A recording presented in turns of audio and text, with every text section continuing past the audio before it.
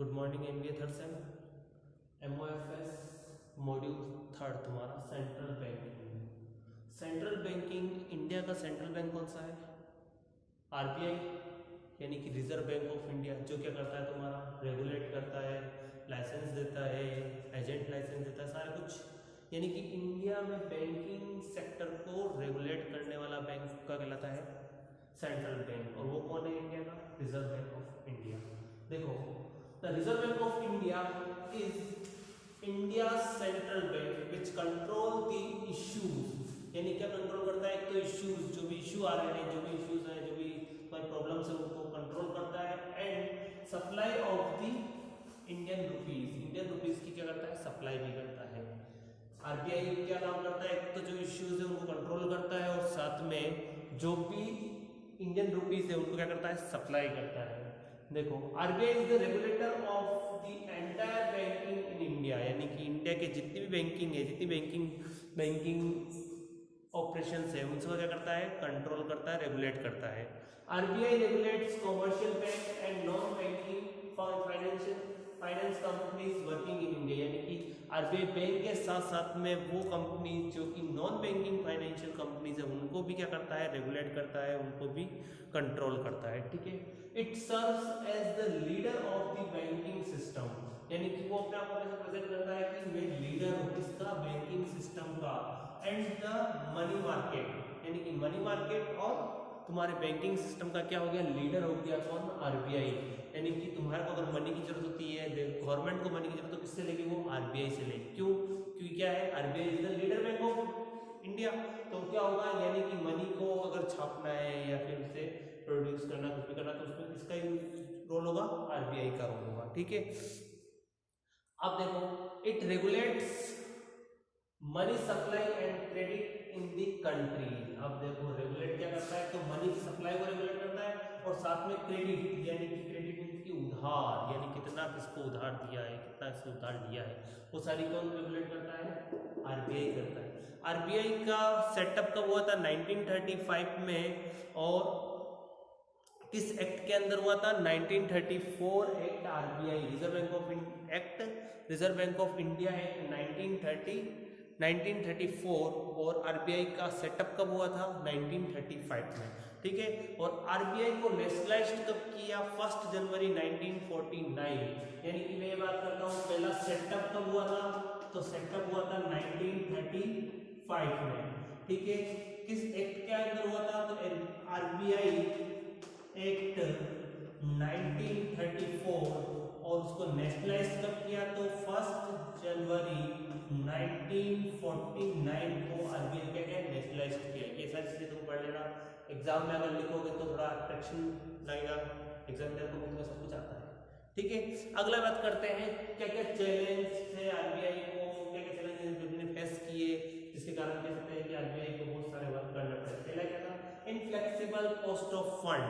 Cost of fund यानी क्या हो गया तुम्हारा? कॉस्ट ऑफ फंड मींस की इनफ्लेक्सिबल को फ्लेक्सिबल बनाना। यानी कि मैं कह सकता हूं इंटरेस्ट, अगर तुमने लोन लिया है तो क्या हो रहा है? मार्केट क्या हो रहा है? सिचुएट हो रहा है, कभी बढ़ रहा है, कभी डाउन हो रहा है। तो इस कंडीशन में क्या होगा? तुम्हारा जो कॉस्ट ऑफ फंड है वो क्या होगा तुम्हारे लिए? या तो बढ़ेगा या कम होगा। तो आरबीआई ने क्या किया? ये सबसे बड़ा चैलेंज है कि उसे क्या करना है? एक फिक्स्ड इंटरेस्ट रेट बनाना है कि जिससे किसी भी बैंक को नुकसान नहीं हो, किसी फाइनेंशियल इंस्टीट्यूशन को नुकसान नहीं हो, ना ही किसी पर्सन को नुकसान हो जो ये लोन ले रहा है।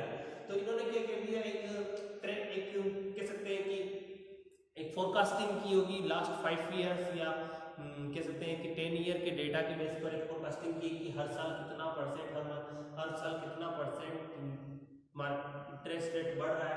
उसके अकॉर्डिंग इन्होंने क्या कर दिया? एक फिक्स्ड इंटरेस्ट रेट बना दी।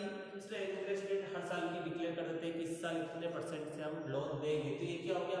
सबसे बड़ा चैलेंज क्या है? इनफ्लेक्सिबल कॉस्ट ऑफ फंड्स, यानी कि कॉस्ट ऑफ फंड जो इनफ्लेक्सिबल है उसको कैसे कंट्रोल करना है, कैसे उसको हर एक पर्सन के लिए वो क्या हो जाए? सूटेबल हो।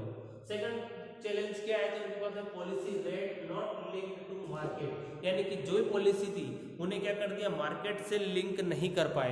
यानी कि मार्केट से लिंक, मार्केट की कंडीशंस क्या है, मार्केट सिचुएशंस क्या है, उसके अकॉर्डिंग क्या हो रहा है? पॉलिसी रेट को लिंक नहीं है। तो इनको लिंक करना किसके? पॉलिसी रेट को किसके अकॉर्डिंग लिंक करना? मार्केट के अकॉर्डिंग। बड़ा चैलेंज था, क्योंकि मार्केट में क्या कंडीशन से आज अगर रिसेशन चलता है या फिर तो उस कंडीशन में रिसेशन के टाइम पे कैसे पर्सन्स को कितना इंटरेस्ट पे करना होगा, ये सब चीजें। जैसे कि इसके कारण क्या करते हैं आरबीआई के चैलेंज क्या होगा कि उसे लिंक करना पॉलिसी रेट को किसके अकॉर्डिंग, मार्केट के अकॉर्डिंग। जैसे कि कह सकते हैं कि रेपो रेट तुम्हारी, रिवर्स रेपो रेट, ये सब क्या है, पॉलिसी रेट है। अब इसको कैसे लिंक करना मार्केट में, रेपो रेट क्या होती है, रेपो रेट होती है अगर मैं बैंक से लोन लेता हूँ, और रिवर्स रेपो रेट क्या होगी कि बैंक को अगर आरबीआई लोन देती है तो उससे जो इंटरेस्ट लेती है। तो यहाँ पर क्या हो गया, रेपो रेट को कैसे मार्केट से लिंक करना, वो भी बहुत बड़ी चैलेंज है, क्योंकि मार्केट के अकॉर्डिंग मेरे को इंटरेस्ट लेना है। अगर मैं मार्केट से ज़्यादा इंटरेस्ट लेता हूँ तो जो पर्सन लोन ले रहा है उनको क्या होगा, लॉस होगा और हमारे देश की इकोनॉमी गड़बड़ा जाएगी।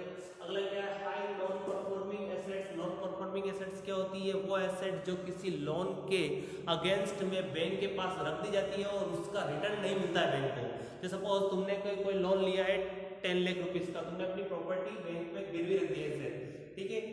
अब क्या हुआ कि मॉर्गेज से तुमने लोन ले लिया है, बट तुमने 2 साल तक अच्छी किस्तें भरी है, बैंक के हर एक लोन की हर एक किस्त को पे किया, 2 साल बाद तुम किस्त देना बंद कर दिया।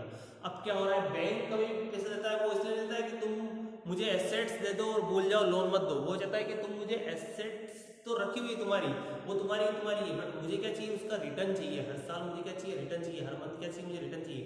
अगर तुम हर मंथ रिटर्न नहीं देते हो तो वो एसेट्स तुम्हारी बैंक के पास रखी हुई है वो क्या होगी, नॉन परफॉर्मिंग एसेट्स, यानी कि वो assets as a balance sheet में शो है, ना कि उसका कोई यूज हो पा रहा है, ना उससे कोई रिटर्न मिल पा रहा है। तो क्या हो गया, ये चीज है यहाँ पर क्या बहुत सारी नॉन परफॉर्मिंग एसेट बढ़ रही है। और इंडियन लोग क्या करते हैं, पैसा ले लेते हैं, एसेट्स रख देते हैं और उसका रिटर्न नहीं करते, तो बैंक को फिर धीरे धीरे एसेट्स को कैसे उसको डिस्पोज करें, कैसे उन्हें बेचे, ये सारी प्रॉब्लम का भी चैलेंजेस फेस करना होता है।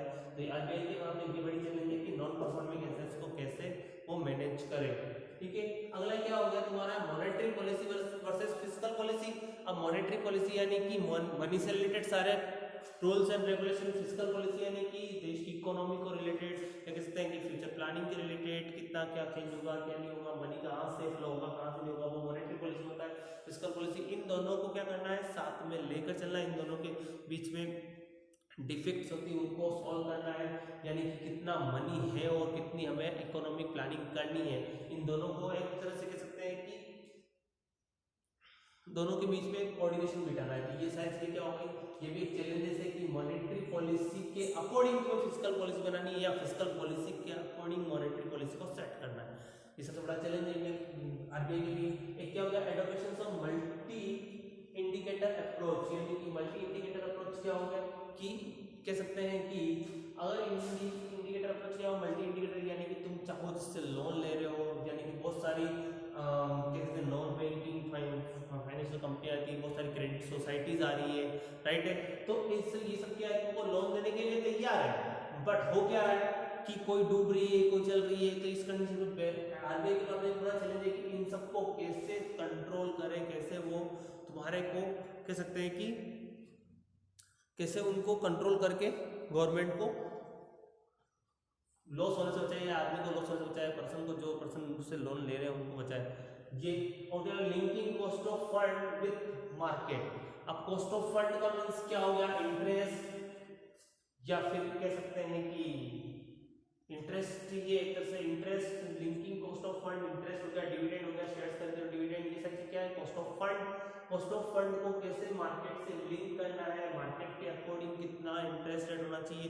सपोज होता है कि कभी कभी क्या होता है, मार्केट बिल्कुल ही डाउन चलता है, तो इस कंडीशन में मनी की वैल्यू क्या होती है, बिल्कुल डाउन होती है। अगर तुमने 10 लाख का लोन ले रखा है और आज अगर 10 लाख की वैल्यू ओनली 1 लाख के बराबर हो जाती है, तो इस कंडीशन में तुम्हारा क्या होगा, जो लोन की वैल्यू कितनी तुम्हारी, तो 10 लाख रुपए पर पे करना है, तुम्हें ब्याज कितने का पे करना पड़ रहा है, 10 लाख रुपीज का। तो ये क्या हो गया, सबसे बड़ी प्रॉब्लम है आरबीआई के लिए कि वो क्या करें, इंटरेस्ट रेट या कॉस्ट ऑफ फंड को क्या करें, लिंक करें मार्केट के साथ में, यानी मार्केट के अकॉर्डिंग वो क्या करें, सिचुएट होती रहे।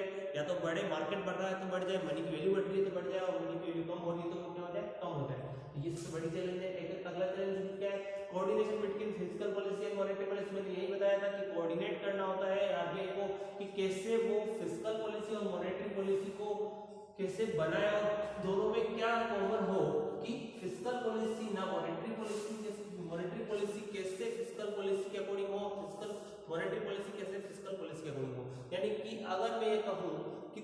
फिस्कल पॉलिसी की बेस पर मॉनेटरी पॉलिसी बना सकते हैं, मॉनेटरी पॉलिसी की बेस पर फिस्कल पॉलिसी, यानी तुम्हारे पास कितना सोर्स ऑफ फंड है, कितना तुम्हारे पास में प्लानिंग है तुम्हारी इकोनॉमी की, ये सारी चीज को लिंक्ड करके तुम्हें क्या बनानी होती है, दोनों को बनानी होती है, क्योंकि आरबीआई के पास सबसे बड़ा चैलेंज है, ये सारे चैलेंजेस आरबीआई के पास में, कि इन चैलेंजेस को आरबीआई को क्या फेस करना पड़ता है एवरी ईयर। अब यहाँ पर तुम देख सकते हो कि तुम्हारे पास में, और तुम बढ़ा सकते हो चाहो तो और भी पॉइंट तुम्हारे पास आ सकते हैं, बट अभी एक कॉमन यही पॉइंट है जो हम लोग डिस्कस कर रहे हैं, और इन्हीं के थ्रू तुम क्या एग्जाम में लिख सकते हो। ओके, कोई प्रॉब्लम?